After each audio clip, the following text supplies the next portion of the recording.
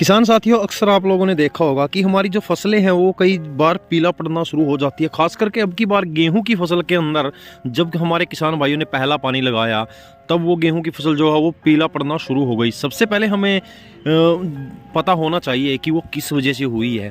बहुत सारे कारण हो सकते हैं उसके। सबसे पहला बड़ा कारण हो सकता है कि ज़्यादा पानी खड़ा रह गया हो कहीं पे, यानी कि पानी ख़राब हो या फिर वो खड़ा रह गया हो, तो उस वजह से ही पीला पड़ना शुरू हो जाती है हमारी फसल।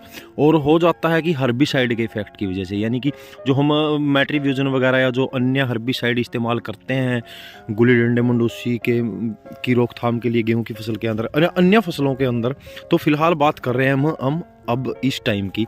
तो इस टाइम पे जो हर्बिसाइड हम यूज़ कर रहे हैं, हो सकता है उनका इफेक्ट हो और हो सकता है मौसम का इफेक्ट हो।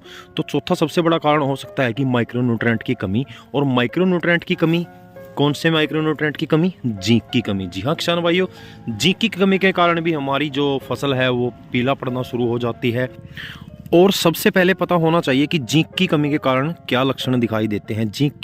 गेहूं में जिंक की कमी के कारण फसल की जो बढ़वार है वो बिल्कुल एक समान नहीं रहती है। वो पौधे छोटे रह जाते हैं, पत्तियां पीले हरे रंग की रहती है आरंभ में, यानी कि स्टार्टिंग में तो वो नई, या बीच में जो पत्तियां होती हैं उसके सिरे और किनारों पर बीच बीच में पीले धब्बे दिखाई देते हैं, जो वो बिल्कुल एक लंबाई के समान फैलते हैं, जैसे कि आप देख पा रहे हैं, ये आप लोग देख पा रहे हैं। तो ऐसी अवस्था में अगर आपकी फसल है तो वो साफ साफ संकेत दे रही है कि उसके अंदर जिंक की आवश्यकता है। आप लोग जिंक का इस्तेमाल कीजिए। जी हाँ किसान भाइयों, और जिंक भी कई प्रकार के आते हैं मार्केट के अंदर। जी हाँ किसान भाइयों, मार्केट के अंदर कई प्रकार के जिंक आते हैं।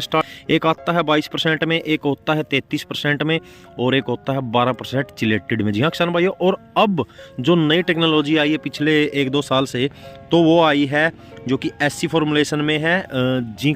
जिंक जो एससी फॉर्मुलेशन में वो है 39.5। जी हाँ किसान भाइयों, 39.5 भी मार्केट के अंदर प्रोडक्ट आ गया है, जो कि आप स्प्रे के रूप में या नीचे डालकर अपनी फसल के अंदर से जिंक की पूर्ति कर सकते हैं। जी हाँ किसान भाइयों, तो इसी तरह से हम इस वीडियो के अंदर बात करेंगे कि एफएमसी का एक जिंटारा 700 के बारे में। जी हाँ किसान भाइयों, जिंटारा 700 के बारे में पूरी डिटेल से आप लोगों को इस वीडियो के अंदर जानकारी देने वाला हूँ कि कैसे काम करता है, क्या काम करता है, क्या इसके अंदर टेक्निकल है, कितने रुपए का आपको पड़ता है, और कौन कौन सी फसलों के अंदर इसका इस्तेमाल करना चाहिए। तो ये तमाम तरह की जानकारी आपको इस वीडियो के अंदर मिलने वाली है। तो आपको क्या करना है, वीडियो को पूरा देखना है।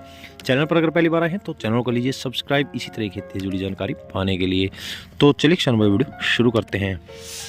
तो नमस्कार किसान भाइयों, मैं आपका दोस्त राम मेहर और स्वागत करता हूं आपका नई वीडियो में। किसान साथियों, आप देख पा रहे हैं जैसे कि ये गेहूं की फसल है। इस गेहूं की फसल के अंदर अगर आप देखेंगे तो ऊपर से या नीचे से या मध्य से बिल्कुल पत्ते इसके ऊपर धब्बे दिखाई दे रहे हैं। साफ साफ दिखाई दे रहा है कि जिंक की कमी के कारण ये सब हो रहा है। ये बिल्कुल इसकी ग्रोथ रुक चुकी है, ये बिल्कुल भी एक समान नहीं है। तो इस अवस्था में अगर हम लोग जैसे बात करें इस वीडियो के अंदर एफएमसी के एक प्रोडक्ट जिंटारा 700 के बारे में। जी हाँ किसान भाइयों, जिंटारा के अंदर अगर मैं जिंक की बात करूं तो 39.5% में है। जी हाँ किसान भाइयों, आप लोग इसका इस्तेमाल अपनी फसलों के अंदर स्प्रे के रूप में भी कर सकते हैं, नीचे डालकर भी कर सकते हैं। तो मैं डोज बता देता हूं आपको कि स्प्रे के रूप में तो आप लोगों को प्रति एकड़ के हिसाब से अगर मैं बात करूं तो 100 से 125 ml प्रति एकड़ के हिसाब से आपको इस्तेमाल करना है। अगर आप लोग नीचे डाल रहे हैं तो 200 से 250 ml प्रति एकड़ के हिसाब से आप रेते मिट्टी मिला के इसका छिंटा लगा दीजिए। अगर आपकी फसल के अंदर जिंक की कमी दिखाई दे रही है, अगर आप लोग जिंक डालते हैं माइक्रोन्यूट्रेंट के रूप में, तो उसका छिंटा लगा लीजिए, आप लोग ये पूर्ति पूरी कर देगा। तो फसलों की बात करें किसान भाइयों, ये जिंक है, ये एक माइक्रोन्यूट्रेंट है। आप हर फसल के अंदर इसका इस्तेमाल कर सकते हैं जिंक की पूर्ति को पूरा करने के लिए। अब बात आती है किसान भाइयों इसके रेट की। जो इसकी 100 ग्राम की पैकिंग होती है ना, जो 100 ग्राम का इसका रेट रहेगा वो रहेगा लगभग पड़ेगा हमारे किसान भाई को 140 से 150 रुपये। जो 100 ग्राम का खर्चा आएगा इसका प्रति एकड़ का। अगर इससे ज़्यादा बढ़ के बात करें तो अगर मैं प्रति लीटर के हिसाब से बात करूँ तो प्रति लीटर के हिसाब से आपको पड़ेगा ये लगभग 14 या 1450 रुपये प्रति लीटर का इसका खर्चा आएगा, जो कि एक एफएमसी का जिंटारा जो जिंक है इसका। तो किसान भाइयों, ये हर फसल के लिए प्रोडक्ट है, आप किसी फसल के अंदर इस्तेमाल कर सकते हैं और अपनी फसलों के अंदर जिंक की कमी को दूर कर सकते हैं।